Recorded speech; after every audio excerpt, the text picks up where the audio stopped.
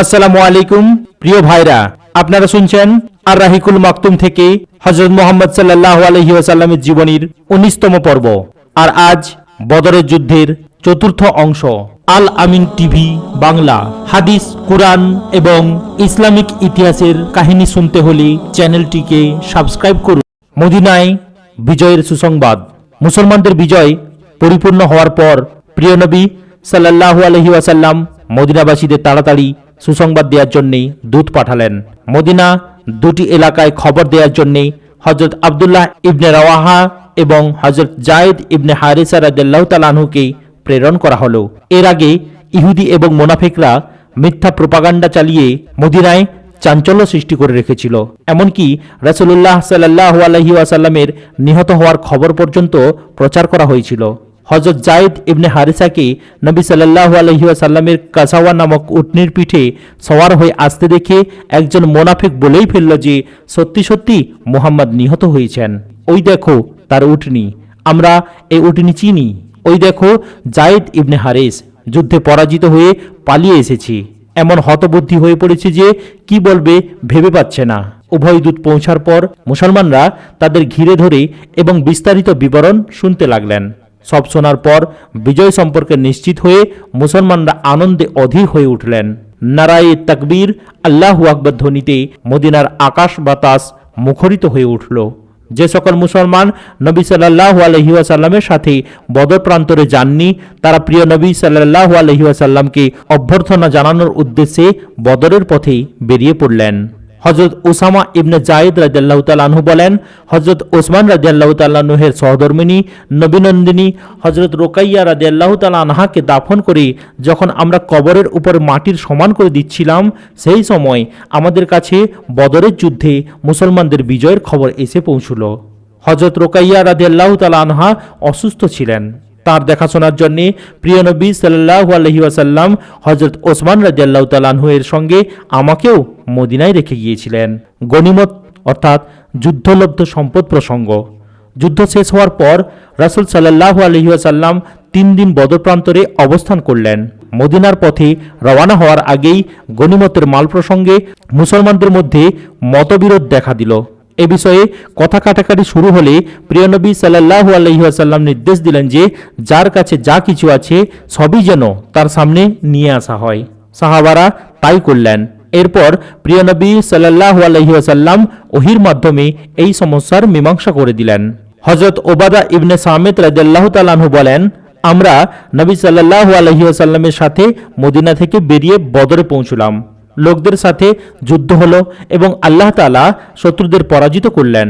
এরপর একদল লোক কাফেরদের ধাওয়া করতে লাগলেন, কাউকে গ্রেপ্তার এবং কাউকে হত্যা করছিলেন। একদল লোক গনিমতের মাল জমা করতে শুরু করলেন, আর একদল লোক সর্বক্ষণ প্রিয় নবী সাল্লাল্লাহু আলাইহি ওয়াসাল্লামকে ঘেরাও দিয়ে রাখছিলেন। তারা ভাবছিলেন শত্রুরা ধোঁকা দিয়ে নবী সাল্লাল্লাহু আলাইহি ওয়াসাল্লামকে কোনো প্রকার কষ্ট দিতে পারে।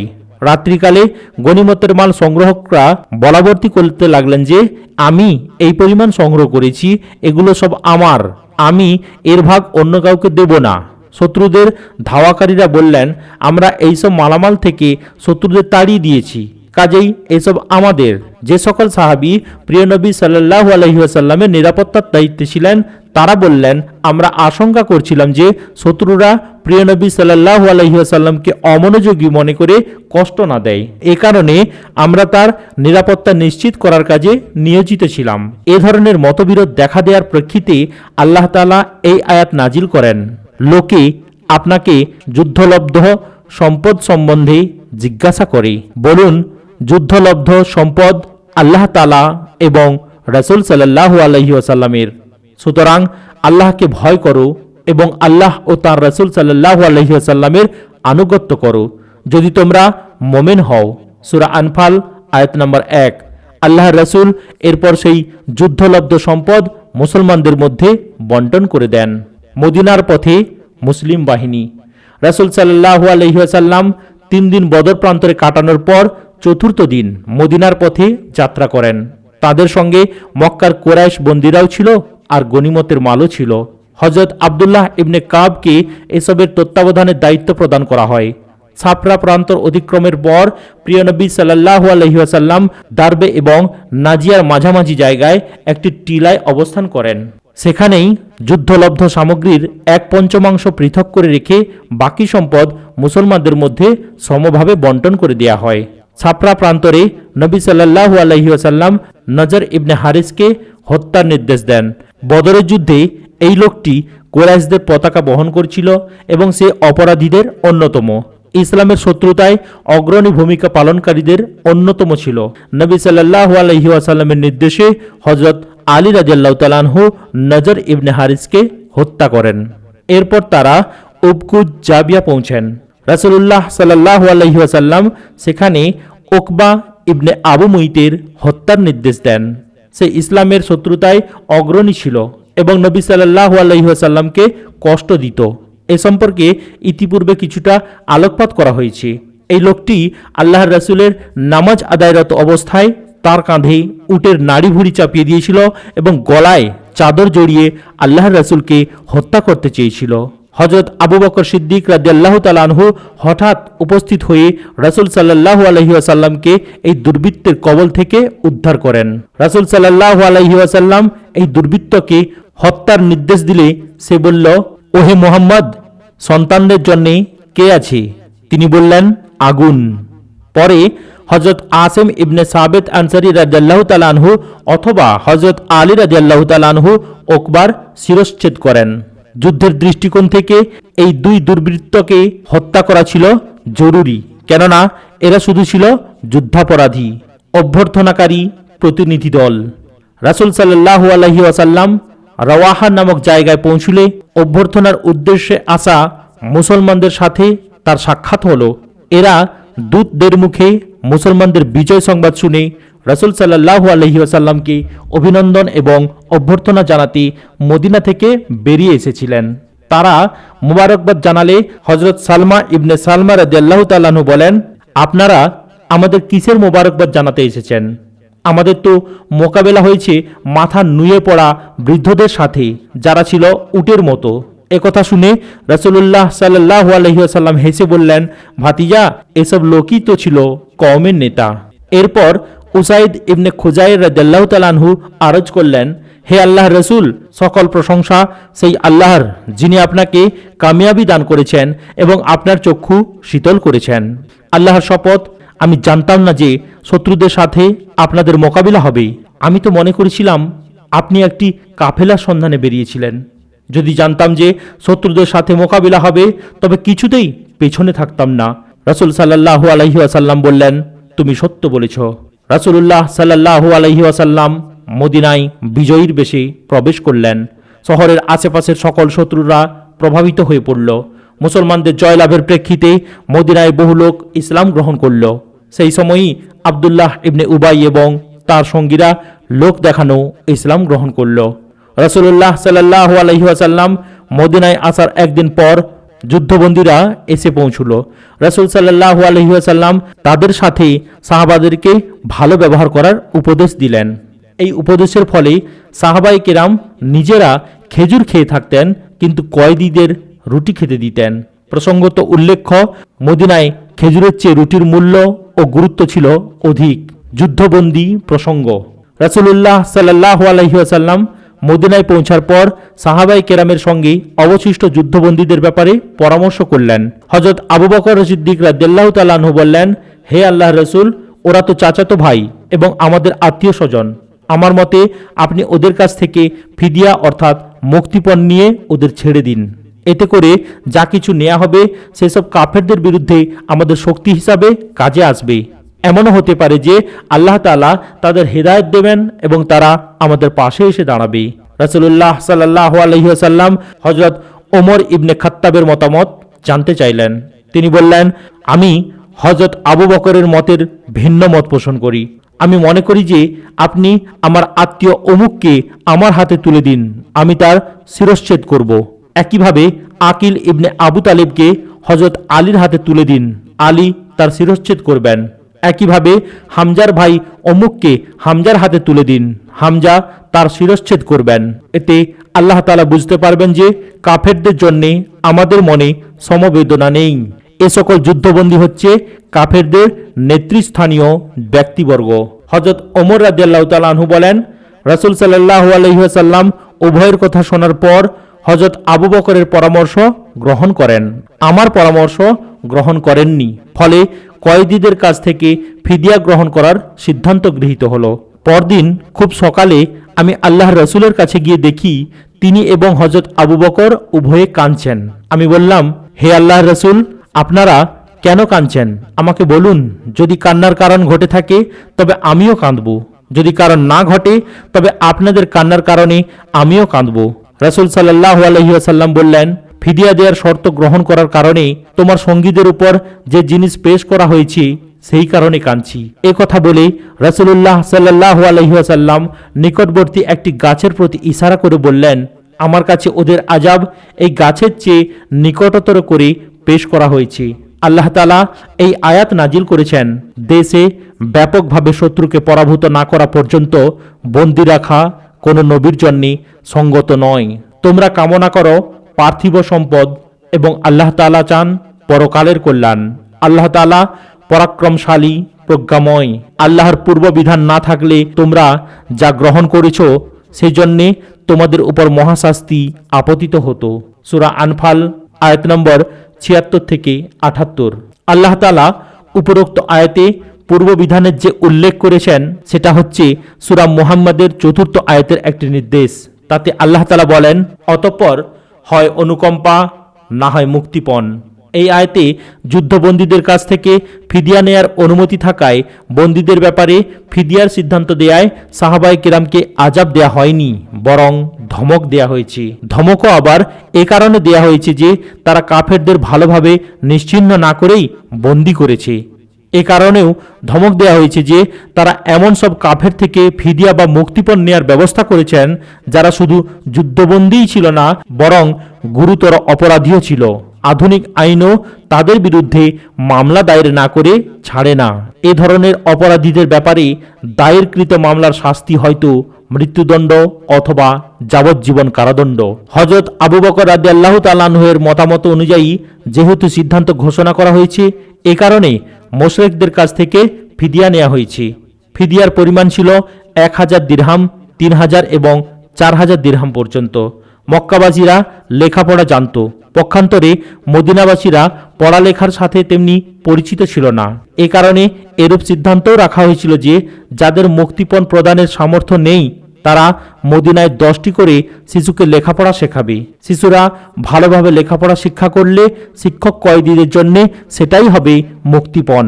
রাসূলুল্লাহ সাল্লাল্লাহু আলাইহি ওয়াসাল্লাম কয়েকজন বন্দীকে বিশেষ দয়া করায় তাদের কাছ থেকে ফিদিয়া গ্রহণ করা হয়নি, এমনিতেই মুক্তি দেয়া হয়। এরা ছিল মোত্তালেব ইবনে হান্তাব, সাইফি ইবনে আবু রেফায়া এবং আবু আজ্জা জুমাহি। শেষোক্ত ব্যক্তিকে উহুদের যুদ্ধে পুনরায় কয়েদ এবং পরে হত্যা করা হয়। এ সম্পর্কে বিস্তারিত বিবরণ পরে আছে। রাসূলুল্লাহ সাল্লাল্লাহু আলাইহি ওয়াসাল্লাম তার জামাতা আবুল আসকে এই শর্তের উপর ছেড়ে দিয়েছিলেন যে তিনি নবীনন্দিনী হযরত জয়নব রাদিয়াল্লাহু তাআলা আনহার পথে বাধা হয়ে দাঁড়াবেন না। এর কারণ ছিল যে হযরত জয়নব আবুল আসের ফিদিয়া হিসাবে কিছু সম্পদ পাঠিয়েছিলেন। এর মধ্যে একটি হারও ছিল। হারটির মালিকানা ছিল প্রকৃতপক্ষে হযরত খাদিজা রাদিয়াল্লাহু তাআলা আনহার। হযরত জয়নব রাদিয়াল্লাহু তাআলা আনহাকে আবুল আসের ঘরে পাঠানোর বিদায়কালীন সময়ে তিনি আপন কন্যাকে উপহার স্বরূপ সেটি দিয়েছিলেন। রাসূল সাল্লাল্লাহু আলাইহি ওয়াসাল্লাম তা দেখা মাত্র তার দুই চোখ অশ্রু সজল হয়ে ওঠে, আবেগে কণ্ঠস্বর রুদ্ধ হয়ে আসে। তিনি আবুল আসকে ছেড়ে দেওয়ার ব্যাপারে সাহাবাদের মতামত চান। সাহাবারা প্রিয় নবী সাল্লাল্লাহু আলাইহি ওয়াসাল্লামের এই প্রস্তাব সশর্তভাবে অনুমোদন করেন। অতঃপর রাসূল সাল্লাল্লাহু আলাইহি ওয়াসাল্লাম তার জামাতা আবুল আসকে এই শর্তে ছেড়ে দেন যে আস হযরত জয়নব রাদিয়াল্লাহু তাআলা আনহাকে মুক্তি দেবেন। মুক্তি পেয়ে জয়নব রাদিয়াল্লাহু তাআলা আনহা হিজরত করে মদিনায় চলে আসেন। রাসূলুল্লাহ সাল্লাল্লাহু আলাইহি ওয়াসাল্লাম হযরত যায়েদ ইবনে হারিসা এবং অন্য একজন আনসারী সাহাবীকে মক্কায় প্রেরণ করেন। তাদের বলা হয় যে তোমরা মক্কার উপকণ্ঠ অথবা জাজ নামক জায়গায় থাকবে। হযরত জয়নব রাদিয়াল্লাহু তাআলা আনহা তোমাদের কাছ দিয়ে যখন যেতে থাকবেন তখন তাকে সঙ্গে নিয়ে আসবে। এই দুইজন সাহাবী মক্কায় গিয়ে হযরত জয়নব রাদিয়াল্লাহু তাআলা আনহাকে মদিনায় নিয়ে আসেন। হযরত জয়নব রাদিয়াল্লাহু তাআলা আনহার হিজরতের ঘটনা অনেক দীর্ঘ এবং মর্মস্পর্শী। যুদ্ধবন্দীদের মধ্যে সোহাইল ইবনে আমরও ছিলেন। তিনি ছিলেন একজন খ্যাতিমান বক্তা।